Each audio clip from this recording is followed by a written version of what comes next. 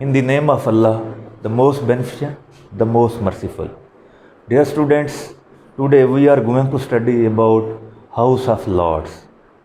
As you know, House of Lords is the oldest institution in UK. It is called that House of Lords is conservative in nature and it is hereditary institution. ये मोरूसी जो है इदारा है और इसको आप उनका upper house भी कह सकते हैं कि ब्रिटिश जो पार्लियामेंट है वो या लेजिस्लेचर है बाई कैमरल है, दो ऐवानी है, एक हाउस ऑफ लॉर्ड है, दूसरा हाउस ऑफ कॉमन। तो हम हाउस ऑफ लॉर्ड के बारे में डिटेल से पढ़ने जा रहे हैं। हाउस ऑफ लॉर्ड कैसे जो है डेवलप हुआ, कैसे मुख्तलिफ फेजेस से गुज़र कर आज की मौजूदा हालत में सामने आया, ये एक लंबी तारीख़ है, 1000 साल से ज़्यादा की तारीख़ है, जिसके ज़रिए से हाउस ऑफ लॉर्ड जो है इवॉल्व होते होते मौजूदा जो है फॉर्म में आया। यहाँ पे कंपोजिशन के लिहाज से अगर देखें, हाउस ऑफ लॉर्ड के जो मेंबरान्स हैं मुख्तलिफ़ तरह के हैं।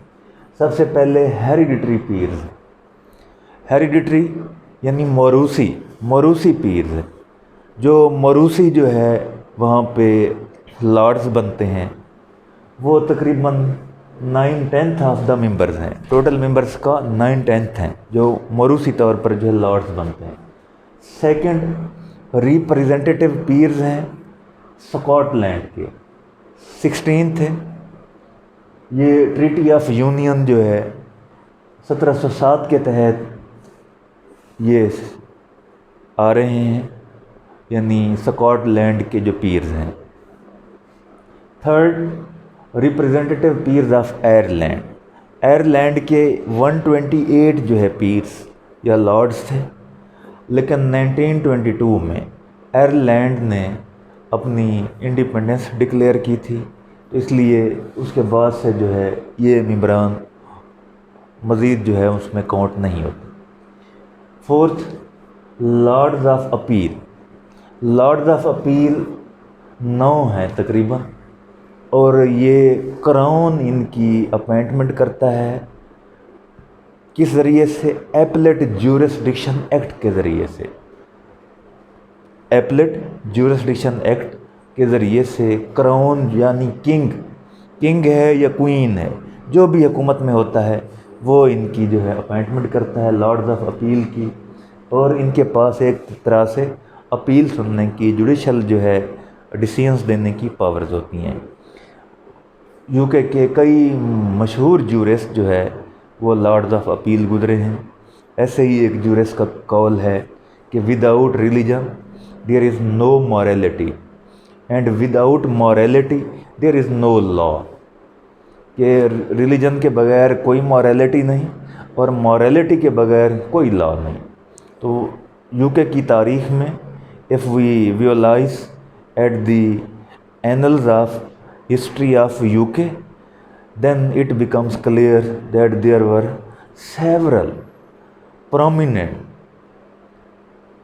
and dignified jurists who has contributed in development of jurisprudence and also giving wise decisions to the world. Lord's of appeal के बाद स्पिरिचुअल पीर्स जिन्हें रूहानी पीर कहें, मजहबी पीर कहें, यूजुअली 26 हैं। इनमें से 2 जो हैं, 2 आर्च बिशप्स हैं, एक यॉर्क के, दूसरा कैंटरबरी के।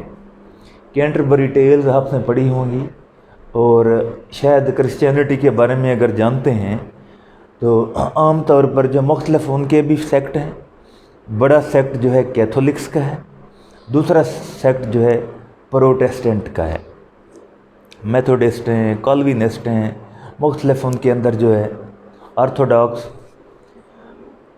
कैथोलिक्स का वेटिकन सिटी सेंटर है, जबकि प्रोटेस्टेंट यूके के जो हैं उनका जो सेंटर है, उनका जो मुक़द्दस मकाम है वो कैंटरबरी है। तो ये इसलिए आर्च बिशप जो कैथोलिक्स हैं उनमें पापाए रोम होता है, और जो प्रोटेस्टेंट हैं इनमें जो हेड है وہ آرچ بشپ جسے کہا جاتا ہے.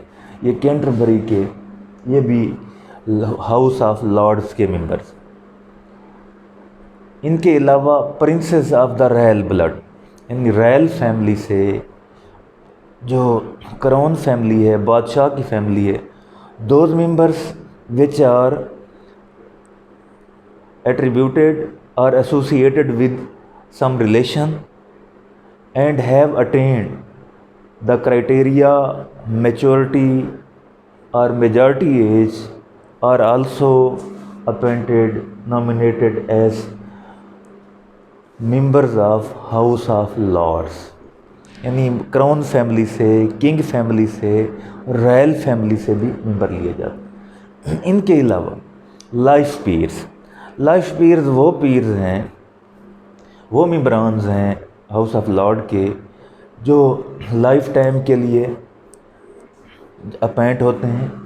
ان میں یوزولی لائف پیریج ایکٹ 1958 کی پرووینس کو فالو کرتے ہوئے، کمپلائنس کرتے ہوئے ان کی اپائنٹمنٹ ہوتی ہے. اور ان کے لیے کامنلی جیسے منسٹرز ہیں، سپیکرز ہیں، ان کو جو ہے یہ لائف پیریج کا ٹائٹل دیا جاتا ہے، ممبرشپ دی جاتی ہے. اور یہ لائف پیر جو ہے کیونکہ ان کے پاس واسٹ ایکسپیرینس ہوتا ہے، وسیع تجربہ ہوتا ہے، واسٹ ایکسپوئر ہوتا ہے، that's why they are also made part of house of lords.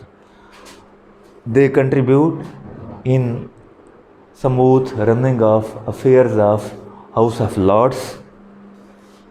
یہ جو ہے کمپوزیشن میں مختلف جو ہے ٹائپس تھیں پیئرس کی. ان کے علاوہ نیچر ہم نے ڈسکس کر لی کہ نیچر کے لحاظ سے ہاؤس آف کنزرویٹو کو، ہاؤس آف لارڈس کو کنزرویٹو کنسیڈر کیا جاتا ہے.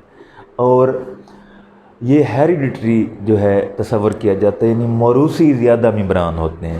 اگر ایک جو ہے کسی کا گرینڈ فادر جو ہے وہ لارڈ تھا تو اس کا پوتا اگر اس کرائٹیریے پہ جو میچورٹی ایج ہے اس پہ کم کرتا ہے تو اسے ہاؤس آف لارڈ کا ممبر بنا دیا جاتا ہے، لارڈ شپ اسے دی جاتی ہے.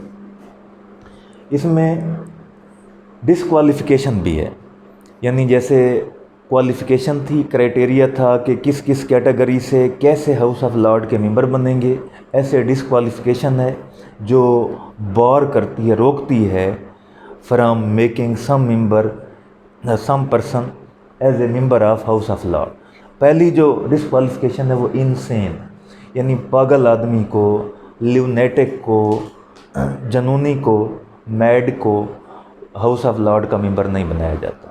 سیکنڈلی مائنر، جس نے میجارٹی ایج یا جو ہے جو کہیں گے کہ پبرٹی کی ایج ہے. عام طور پر یو کے میں اڈلٹ جو سفریج کا سسٹم ہے اس کے تحت 18 سال ایج جو ہے وہ رکھنے والا وہ بنتا ہے، ووٹ دینے کا حقدار ہوتا ہے. 21 سال سے پھر جو ہے ممبر بنائے جاتے ہیں. تو اگر یہ مینر ہے، اس کرائٹیریے پہ پورا نہیں اترتا ایج کے، تو وہ بھی ڈسکوالیفیکیشن میں آئے گا. تھرڈ کنوکٹ ہے، سزا یافتہ، یعنی کسی بھی کرمنل کیس میں اسے کنوکشن ہوئی ہے. He has been declared as guilty and sentenced to imprisonment or conviction. اسے گلٹی قرار دیا گیا ہے اور اسے سزا کا مستحق قرار دیا گیا ہے، سزا دی گئی ہے. تو ایسا کنوکٹڈ شخص جو ہے وہ بھی ڈسکوالیفائی کرتا ہے for membership of house of lord.